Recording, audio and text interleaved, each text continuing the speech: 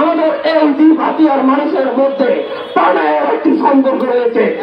আমরা যে শহরে বসবাস করি সেই শহরের পাশের ফ্ল্যাটে কে মারা গেল কিংবা কে জীবিত আছে সেই খবরও কেউ রাখে না।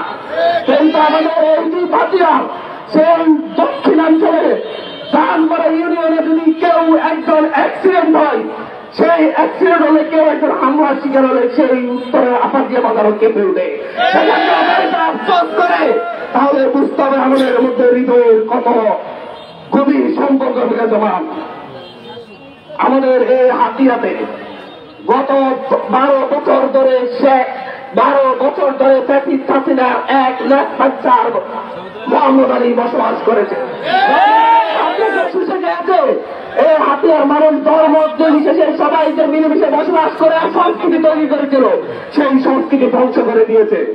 তার মতের বিরুদ্ধে গেলে তার উপর হামলা করেছে, তার মতের বিরুদ্ধে গেলে তাকে কুপিয়েছে, তাকে হত্যা করেছে। এমনকি তার কবল থেকে রক্ষা পায়নি তার নিজ দলের লোকজন। তার দলের মেম্বারকে হত্যা করে প্রতিপক্ষকে সে ফাঁসিয়েছে।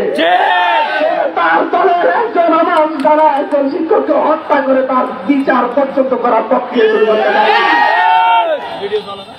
সে ছিল রক্ত পিপাসু। ভোট কেন্দ্র দখল করে কিভাবে এদেশের মানুষের ভোটের অধিকার ভাতের অধিকার কেড়ে নেওয়া যাবে সেই নিশ্চয়তা করেছিল। সে করেছিল এদেশের হাতিয়াতে ছাত্রদল করেছে, বিএনপি করেছে, কিংবা শিবির করেছে, তাদেরকে ঘোরার বাড়িতে থাকতে দেয়নি। শুধুমাত্র ফেসবুকে পোস্ট দেওয়ার জন্য ছাত্রাধিকার পরিষদের শিক্ষার্থীদের উপর সে ছেলেপেলে দিয়ে গুন্ডা দিয়ে ফিরিয়েছে। ফেসবুকে লাইভ কমেন্ট দেওয়ার জন্য মানুষের বাড়িতে বাড়িতে সে তার গুন্ডাদেরকে পাঠিয়েছে। সে এই হাতিয়াতের গত 15 বছরে প্রায় 35 জন মানুষকে হত্যা করেছে।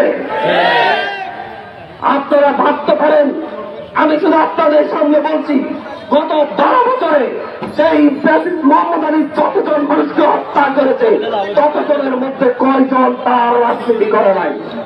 এই প্রত্যেকটা মানুষই তার রাজনীতি করা ব্যক্তি, সে তার নিজ রাজনীতি করা ব্যক্তিকে সে হত্যা করেছে। সে হত্যা করেছে তার কিছুদিন আগে তার সাথে এক প্লেটে ভাত খাওয়া লোকজনকে সে হত্যা করেছে।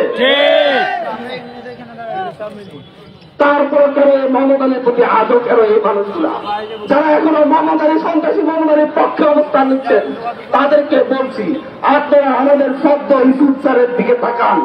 আপনারা আমাদের সেই হিন্দু যে মেম্বারটাকে হত্যা করা হয়েছে তার দিকে তাকান।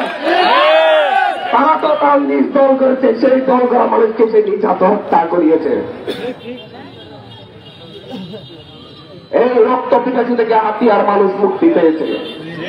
হাতিয়ার মানুষকে মুক্তি দেওয়ার জন্য আমাকে সর্বোচ্চ পর্যায়ে কথা বলতে হয়েছে। আজকে এখানে অনেকজন অনেক কথা বলেন। আজকে এমনকি একটি রাজনৈতিক দলের সাবেক সভাপতি দেখি তার পক্ষে কোর্টে লড়াই করতেছে তাকে মুক্তি দেওয়ার জন্য। কেউ হতে পারে না। তার বাড়িতে হামলা করেছে বলে তাই নাকি তার পেশা। খুনি সন্ত্রাসীর পক্ষে আদালতে দাঁড়ানো কি কারো পেশা হতে পারে? আবার নাকি সে আমাদের প্রিয় একটি দলের সে নাকি আবার নিজেকে নেতাও দাবি করে। মোহাম্মদ আলীর বিরুদ্ধে সেই 5ই আগস্টের পরে মিছিল করার জন্য আমি অনেক নেতাকে ফোন দিয়েছি যে একটা মিছিল করেন, তাকে অ্যারেস্ট করানোর জন্য চাপ সৃষ্টি করার জন্য।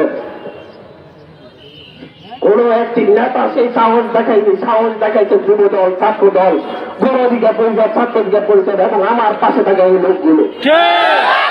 সেদিন মোহাম্মদ আলীকে অ্যারেস্ট করার জন্য একটা মামলার প্রয়োজন ছিল।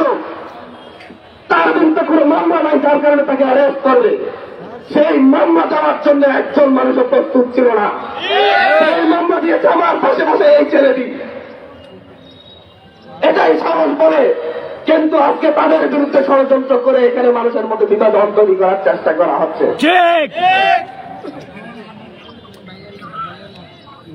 বারবার অনেকজনকে ফোন দিয়েছি, আপনাদের উপর অত্যাচার হয়েছে, আপনাদের কার্যালয় ভেঙে দেওয়া হয়েছে, আপনাদেরকে পিটা হয়েছে, আপনারা মোহাম্মদ আলীর বিরুদ্ধে অন্তত একটা মামলা দিন, আমি তাকে অ্যারেস্ট করাচ্ছি। সেই সাহস কেউ করেনি। আজকে সকলে সাহসী। আবার যখন শুনে যে অর্থে যারা মামলা দিয়েছে তারা আমার সাথে কাজ করে, তখন অনেক ধরনের গুসা আছে। যা আমি এখানে বলি, গত 12 বছরে মোহাম্মদ আলী হাতিয়ার মানুষকে যেভাবে শোষণ লাঞ্ছিত করেছে, সেই মোহাম্মদ আলীর বিরুদ্ধে বিএনপি, জামাত, শিবির, ছাত্রদের পরিষদ, কলেজের পরিষদ, যত দল আছে, যত মানুষ আছে মোহাম্মদ আলীর বিরুদ্ধে লড়াই করেছে, প্রত্যেককে নিয়ে আমি ঐক্য করতে চাচ্ছি।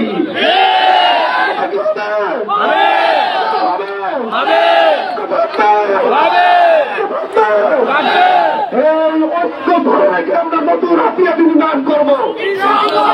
আমাদের এখানে কোনো দল নেই। তুমি এগিয়ে চলো,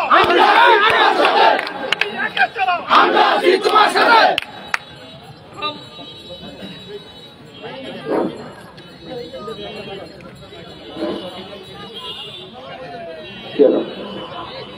আমরা এখানে কোন দলের বিরুদ্ধে নেই, কোন মতের বিরুদ্ধে নেই, আমরা এখানে একত্রিত হয়েছি হাতিয়ার মানুষ হিসেবে। আমি কোন দল থেকে আপনাদের সাথে কথা বলতে আসিনি। আমি এখানে আজকে গত 16 বছর ধরে বেগম জিয়া বাংলাদেশের এই জাতির শাসনা থেকে মুক্তি দেওয়ার জন্য যে লড়াই করেছে, সেই কারণে বেগম জিয়াকে সেলুট জানাচ্ছি। আমরা হাতিয়াবাসীর থেকে সেলুট জানাচ্ছি, হাতিয়াবাসীর পক্ষ থেকে সেলুট জানাচ্ছি আমাদের সাবেক এমপি জনাব ফজলুদ্দিন সাহেবকে। তিনি হাতিয়ার মানুষের জন্য দীর্ঘদিন ধরে কাজ করেছেন। আজকে ওনার নাম বিক্রি করে ছাড়াবাজি করা হচ্ছে, নাম বিক্রি করে বিভিন্ন ধরনের আওয়ামী লীগের লোকজনকে থানা থেকে ছাড়িয়ে নেওয়া হচ্ছে। আমি অ্যারেস্ট করিয়েছি সাদাবাদকে, কিন্তু সেই সাদাবাদকে পরে লেডি ক্যাম্প থেকে ছাড়িয়ে নিয়ে গিয়েছে, আবার আমার নাম বিক্রি করতেছে। এই জাতীয় কাহিনী যে কত ঘটতেছে আমি আপনাদেরকে বলে বোঝাতে পারবো না। আপনাদেরকে বলবো ঐক্যবদ্ধ হয়ে থাকবেন। কোন সন্ত্রাসীকে অ্যারেস্ট করার পর সেই সন্ত্রাসীর পক্ষে যেই লোকগুলো, যেই দলের হোক, যেই মতের হোক, যেই লোকগুলো থানায় যাবে তাদেরকে কেন আজকে রেখে ধরো দোয়াই দিতে হবে। আদালত বিরুদ্ধে